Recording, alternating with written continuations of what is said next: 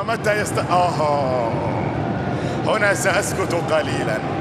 هنا سأسكت. السلام عليكم. طبعا كل اللي متابع الانستجرام اتفاجئ دلوقتي، اللي هو انت مين؟ انت جيت امتى وازاي؟ هقول لك انا جيت امتى وازاي. انا قلت على الانستجرام ان انا مش هنزل فيديو، واظن باين ليه انا مش هنزل فيديو، بسبب ان انا عندي دور برد محترم، ومع ذلك انا ما قدرتش وما هنش عليا ان ما نزلكش فيديو الاسبوع ده. ولا ده صراحه مش علشان سواد عيونك ولا عشان انت وحشني ولا لا، بس هو في الحقيقه ان الحاله تعبانه. لا هي مش تعبانه، بس تعبانه قوي، والفلوس قليله، والمعيشه يا عم توفيق، والمعيشه غاليه، والدنيا شحيحه. وعلشان كده انا جاي النهارده اقول لك ما تنساش تدعي لاخواتك بالنصر، تدعي لابويا بالرحمه. وعزيزي الصديق اهلا بيك في فيديو جديد.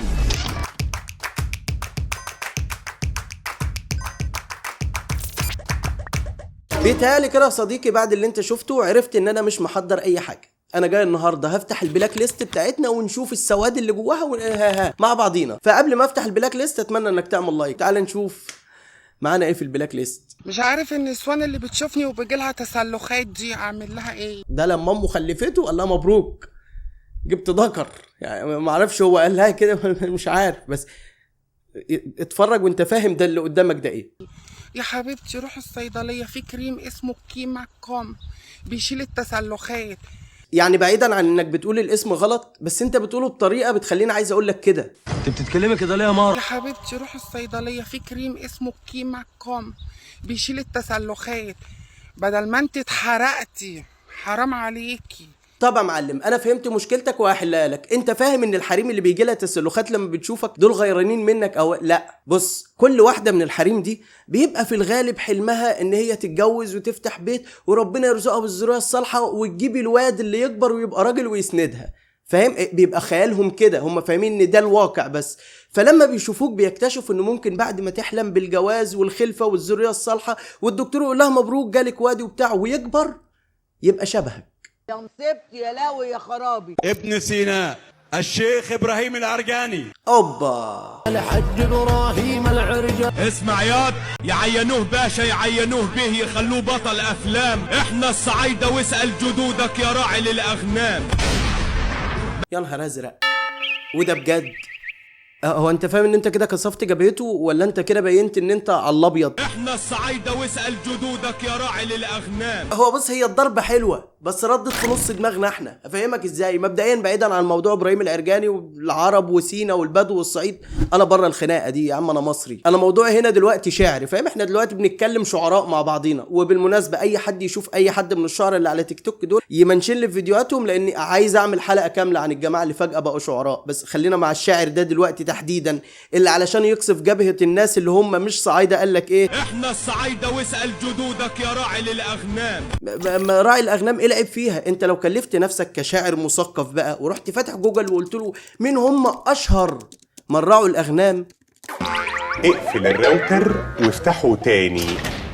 عدنا. هتلاقي ان تقريبا معظمهم انبياء، من ضمنهم النبي محمد عليه الصلاة والسلام. واخد لي بالك انت من الكارثة؟ انت بتعايره لانه جدوده من رعاة الاغنام. طب وانت جدودك ايه يا اسطى؟ ذكاء اصطناعي ولا ايه؟ ملناش كبير على الارض واي ارض نسودها، واسال عن شيخ العرب همام من يمنى اسود يا جرودها.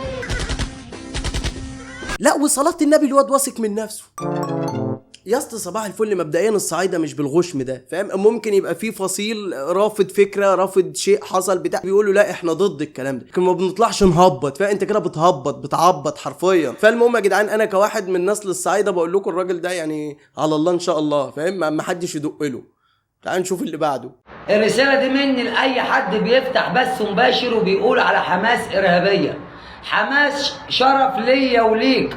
امال نجيب مين يدافع عن المسجد الاقصى؟ الهام شاهين وبيبقى عبده وبحياة امك مثلا يا ابن امال نجيب مين يدافع عن المسجد الاقصى؟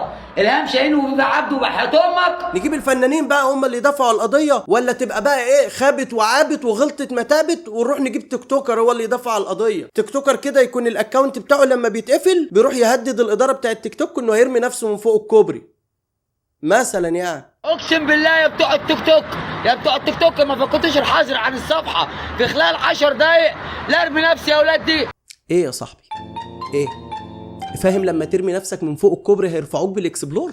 لا هتروح. فاهم؟ في فيلم زمان كده كان بيقول لك ايه، عاش خاين ومات كافر، او انت هتبقى الألعن، هتبقى عشت تيك توكر ومت كافر، يعني حاجه مصيبه والله. دي تقريبا فاهمه ان هي لما تداري وشها وتعمل ذنب، الذنب هيتقيد ضد مجهول مش هيبقى عليها. انت عارفه انا المفروض رد عليكي دلوقتي ما يبقاش ببقي، هيبقى حاجه تانية، بس انا عندي برد فمقفوله دلوقتي. لكن اللي انا عايز اقوله والمهم بجد ان يا جماعه قفص الطماطم بيبقى ما شاء الله كله طماطم جميله وزي التفاح، وفي حبايه بايظه، شيل البايظه دي تحدفها بايد وخلاص الطماطم كلها حلوه الحمد لله. فالمنتقبات لا تمثلهم هذه الطماطمايه البايظه، ده اللي انا عايز اقوله. عشان في تعليقات بشوفها على الحاجات اللي زي دي اهو، ادي النقابه، لا اروح لا مؤاخذه يعني، المنتقبه دي واحده محترمه محتشمه بتعفي نفسها وبتداري نفسها، واحده زي كده ما لهاش علاقه نهائي، زي ما في واحده بتبقى ولا محجبه ولا عامله وسايبه شعرها بس محترمه هكذا. فبلاش الحته دي علشان بتعصبني شويه. تعالى بقى نقفل سله الزباله اللي حمصه فتحها بالغلط ونرجع للبلاك ليست ونشوف فيها ايه. المهم دي اخر مره تقريبا ان شاء الله هتكلم في الموضوع ده، محدش يقولي مقاطعه ومش مقاطعه على اي حاجه. لاخر مره هقول لكم انا ماضي عقود فيها شروط جزائيه. وشي كرمش وانا بسمع. مين دي؟ ايه القرف ده؟ والله ما افيه ولا تريقه بجد. مين دي؟ يعني هم اللي بيطلعوا يقولوا لنا كده، اللي هم بيحوروا علينا دول بيبقوا مشهورين معروفين، فيطلع يقول لك انا ماضي عقود ازاي وانا عندي شروط. سيبك من دول خلاص. بس مين دي؟ في عقود مضيتها بعد الاحداث بتاعت غزه بكل صراحه. لا احنا كده مش بكل صراحه، احنا كده بكل اباحه، ابو ام تقل الدم. في عقود مضيتها بعد الاحداث بتاعت غزه بكل صراحه. طب احنا بنعذر الكدابين التانيين اللي يقول لك السنه ايه ماضي من قبل الاحداث دي، ولولا ان بتاع انا مضطر ومش عارف، ما بنعديش اصلا، بنبقى عارفين ان هم بيحوروا. انما يعني ايه ماضيها بعد الاحداث؟ طب يا فرحتهم ايه بيا ايه بقى؟ في عقود مضيتها قبل بقالها سنين، يعني بقالي سنين امباسادور للبراندز دي.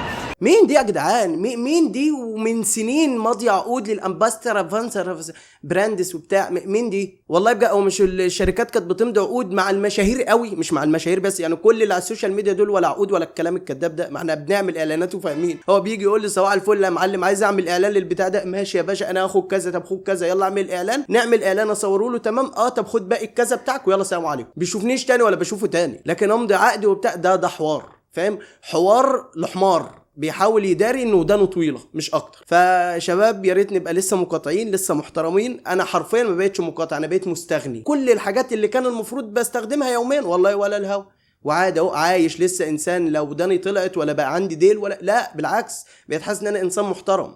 فزي ما احنا بقى رجاله تمام، بنات فلالي، يلا اللي بعده، عشان فعليا سله الزباله هي اللي اتفتحت كده مش البلاك ليست. طب دي حبيبتك مش بتقول لا زي المسمار اهو اكبر دليل على ان كلامي في موضوع المنتقبات ده على حق. ليه بقى؟ ده ما تتصدمش، ده راجل جزبالة يا امريكان. انا قاعد مع مين؟ فهل كلنا كرجاله كده؟ هل نفس النوع لا يا باشا، فينا رجاله طبيعيه وفينا رجاله ماشيه بمبدا صدرها اللي يقدرها. البنات نفسهم مش في بنات انثوات مزات حلوات والحاجات اللي بنقولها دي، وفي الكابتن ياسمين. بس تعالى نشوف اللي عايز ايه. يا ابو التركي يا صعيدي مالكش دعوه بيا، سكتنا مش واحده يا روحي. انا بتاع مسكره واي شادو وانت بتاع مسحه وشقرف. في دي عنده حق، هو عنده مشكله مع ابو الترك الصعيدي، فبقول له يا معلم انت سكتك مسحه وشقرف، وانا سكتي البتاع والمسكره والاي شادو والحاجات اللي قالها دي. فانا شايف ان هو صح، لان دي سكه تشرف ودي سكه الراجل لما يخرف. فما دونت ميكس. اوكي انت راجل مسكره مظبوط يعني. كمل. سكتنا مش واحده، مش ممكن نتقابل الا في حاله واحده، لو انا مع عمك او اختك او مراتك وانا بعمل لهم ميك اب. يخرب بيتك خضيت. انا فكرتك هتقول له مع عمك بتاع زي ما يعني الراجل يتخض بقى، فاهم؟ يعني راجل مع عمه ومراته واخته لا يتخض. بس اطمن، يعني انا واثق ان ابو الترك الصعيدي مش هيتخض لما تقول له حاجه زي كده، لان اقصى ما هتعمله لو مثلا رحت مع اخته ولا امه هتعمل كده.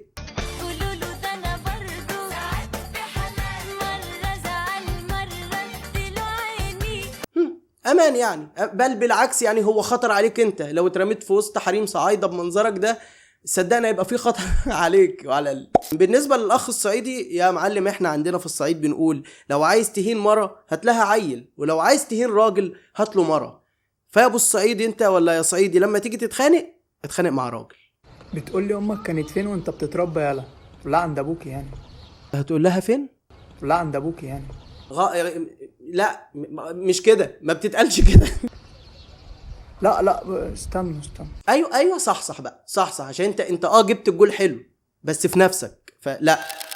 ودلوقتي يا صاحبي، دلوقتي وليس بعد قليل هنختار مين اللي كسب في الفيديو اللي فات. فدلوقتي المفروض تنزل لك الشاشة ظهرت، يلا زي الفل. انا هقول للموقع ده بص يا معلم، الفيديو ده اهو اختار لي منه فايز من التعليقات اهو، انا ما تدخلتش في شيء اهو، هو بيحمل التعليقات بس لا مؤاخذة. ماشي، قال لي اختار، قلت له اختار، قال لي مين؟